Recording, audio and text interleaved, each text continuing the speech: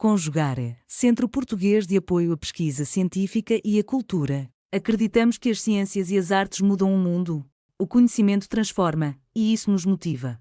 Jornada Internacional de Iniciação Científica e Extensão Universitária, GICEL 2025, realização dias 25, 26 e 27 de novembro. Olá, hoje vamos apresentar o trabalho do curso de extensão Diálogos com a Cidade Popular, a construção coletiva de um plano urbanístico e fundiário para Tenente Jardim. Esse trabalho foi coordenado pela Regina Bienenstein e a equipe integrante desse artigo sou eu, Miquel Pereira, que sou aluno de Arquitetura e Urbanismo pela UF, e a Bruna Alves da Silva, que é aluna de Serviço Social, também pela UF. Esse projeto é vinculado ao Núcleo de Estudos e Projetos Habitacionais e Urbanos, o NEPU. Né? Agora falando sobre o que é o NEPU, né, quem somos, o NEPU é um órgão da UF ligado à Pró-Reitoria de Extensão e possui uma equipe interdisciplinar composta por professores, técnicos e estudantes de diversas áreas. Né? Dentre as atividades que o NEPU possui estão a assessoria técnica a coletivos populares a partir de demandas locais de Niterói e adjacências. Também estão incluídas as pesquisas e atividades de ensino sobre a questão urbana e habitacional. Agora, falando sobre o tema do curso, que é a regularização fundiária e redesenho urbanístico, a gente precisa primeiro entender que, normalmente, a dimensão que ela é tratada pelo Estado ou pelos outros grupos que fazem a regularização fundiária é principalmente a dimensão jurídica, né? O que não é o caso do NEPU, pois o NEPU ele tem um diferencial que ele lida não somente com a área urbanística, mas ele também lida com as áreas, não somente com a área jurídica, lida também com as áreas urbanística, ambiental e social. O caso de referência no curso é a comunidade Tenente Jardim. A comunidade ela fica localizada no município de São Gonçalo, no estado de Rio de Janeiro e na região sudeste do país do Brasil. Sobre o curso, a origem do curso é sempre por demanda da comunidade. Porém, no caso Tenente Jardim, além da demanda da comunidade, também foi por indicação do Instituto de Terras e Cartografia do Estado do Rio de Janeiro, ITERJ. O objetivo do curso é capacitar estudantes e profissionais de diversas áreas, mas também moradores e lideranças de assentamentos populares. No caso do Tenente Jardim, para além dos moradores e de lideranças de lá. O objetivo também do curso é contribuir para a formação crítica desses moradores e profissionais. Sobre o histórico da ocupação e da luta de Tenente Jardim, é um pouco denso, porque as terras onde se citou a comunidade Tenente Jardim foram desapropriadas pelo governo do estado por interesse social e para fins de regulação fundiária na década de 80. No entanto, os moradores ainda lutam pela conclusão desse processo porque o assentamento apresenta sérios problemas referentes à acessibilidade, risco de escorregamento, à ausência de saneamento e insalubridade. Sendo assim, a titulação dos lotes só poderá acontecer após a realização das obras de correção dos problemas, por isso que os moradores estão há mais de 50 anos nessa luta. Sobre a nossa metodologia combina o conhecimento da universidade, que seria o conhecimento técnico, com o saber popular, porque temos como premissa o protagonismo dos moradores.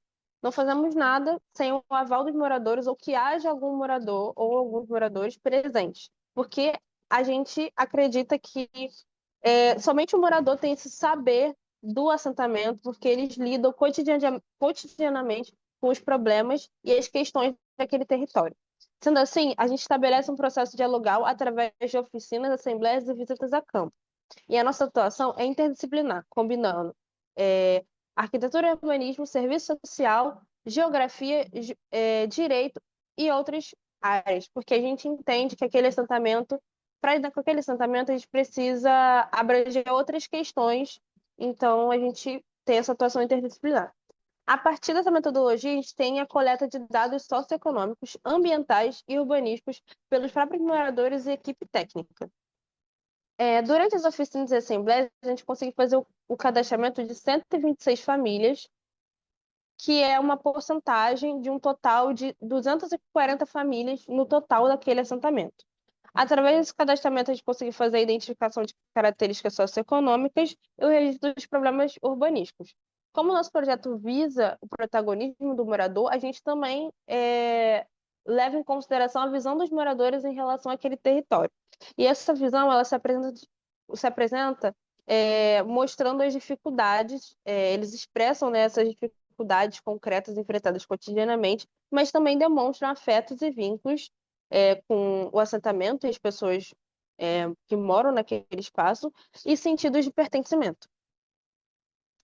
Agora, falando sobre a análise urbanística, para a gente conseguir trabalhar com toda a comunidade de Trento Jardim, a gente dividiu em 5 trechos, né? Sendo eles o trecho 1, 2, 3, 4 e 5. Com essa divisão feita, a gente separou também os alunos de forma igualitária, né? Com a mesma quantidade de números de alunos respectivos, né? Por cada trecho, para assim a gente conseguir trabalhar com toda a comunidade. Agora, falando sobre os resultados, né, que a gente obteve, dentre eles são a produção de mapas temáticos, cadastros e cartilhas que serviram na conscientização dos moradores, a identificação das necessidades de intervenções para universalizar serviços básicos, como água, luz, entre outros, né? E a realização de aulas, assembleias e oficinas para a conscientização da comunidade. Agora, nessas imagens, a gente pode ver também uma à esquerda, né, que foi a realização de uma oficina que a gente produziu, né, na comunidade. E à direita, uma assembleia que a gente também produziu, né? Agora, nessas outras imagens, a gente pode ver também a questão da esquerda, né? Foi uma ida a campo, né, dos nossos alunos, da própria comunidade, para fazer uma série de missões, para compor, né, a análise humanística. E à direita também temos uma aula que foi produzida também. Agora, nesta outra imagem, nesse outro slide, a gente tem uma cartilha que falava sobre as características do saneamento ambiental de água, esgoto e resíduos sólidos. E percebam que a gente tentou utilizar o máximo de figuras, de gravuras possível, né? Porque, como era para os moradores, a gente não pode usar o nosso linguajar técnico, o nosso linguajar que a gente aprende na faculdade. A gente tem que adaptar esse linguajar, a forma que a gente fala, a forma como a gente explica as coisas, para que seja mais fácil de ser entendida pelos moradores, para que fique mais compreensível, né, para eles. Então, nesse a gente fala também quais são os direitos, como funciona, né, todo o sistema, né, de abastecimento de água, tudo, de uma forma bem lúdica, simples, para que os moradores consigam entender, para que reforce os conhecimentos deles aprendidos nas assembleias, né? Já que essa cartilha foi baseado em uma assembleia que a gente produziu. Agora, falando sobre esse mapa, né? Esse é um mapa que ele fala sobre o tratamento das vias, né? Que nele ele mostra a questão das vias de terra, que em marrom, amarelo seriam as de concreto e em vermelho asfalto. Além disso, esse mapa também mostra para a gente a questão das escadas e rampas. Eles são essenciais para a gente conseguir entender como que funciona a ida do morador até a sua casa, né? Pois muitas vezes essas escadas e rampas não são regulares.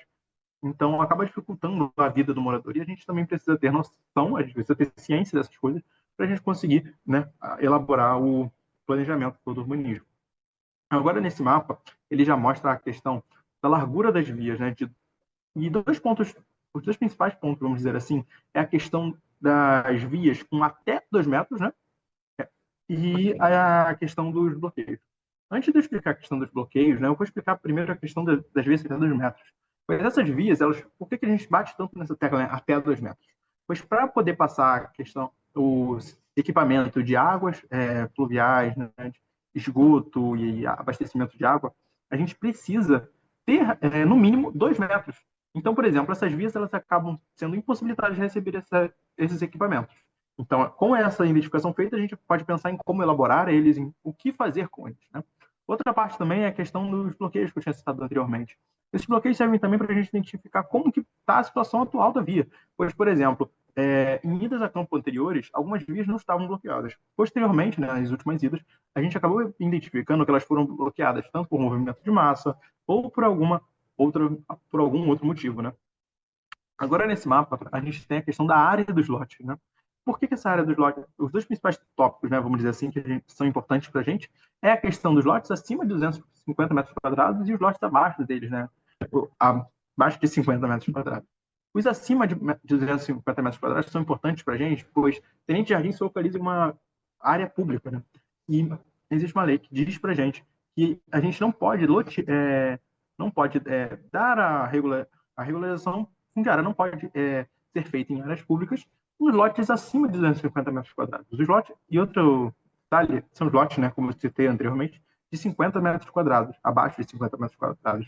Pois, com base numa série de estudos do NEPU ao longo dos seus 40 anos de história, a gente conseguiu entender que para o morador ter uma moradia digna, é praticamente impossível que ele consiga essa moradia digna com um lote menor que 50 metros quadrados, né? Então, a gente acaba fazendo essa identificação para a gente entender como é a situação atual da comunidade e quais são os principais casos que a gente vai ter que trabalhar, né, nessa questão dos lotes. Agora, nesse slide, ele mostra as nossas considerações finais, né, que seriam, vamos falar, as nossas principais dificuldades, né, ao decorrer do curso. E foi a presença do narcotráfico e da milícia e a violência daí recorrente, né, pois acaba, infelizmente, sendo uma realidade no Brasil. Então, algumas visitas, algumas das nossas idas a campo acabaram sendo impossibilitadas por essas situações. Outra dificuldade também foi na acessibilidade, né? Nessa questão da acessibilidade derivada da topografia acidentada e das condições das vias.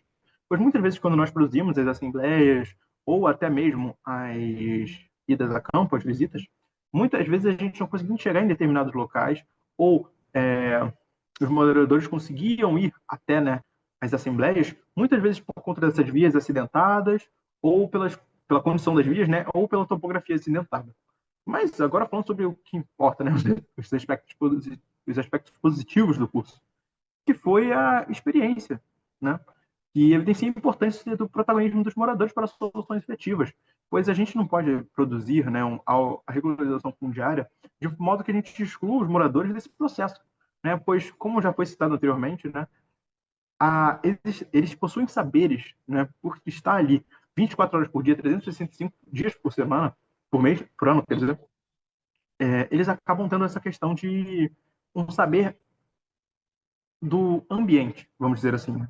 Um saber que a gente, que possui um saber técnico, não entende tão bem quanto eles. Pois eles, como eu falei anteriormente, eles vivem isso, né?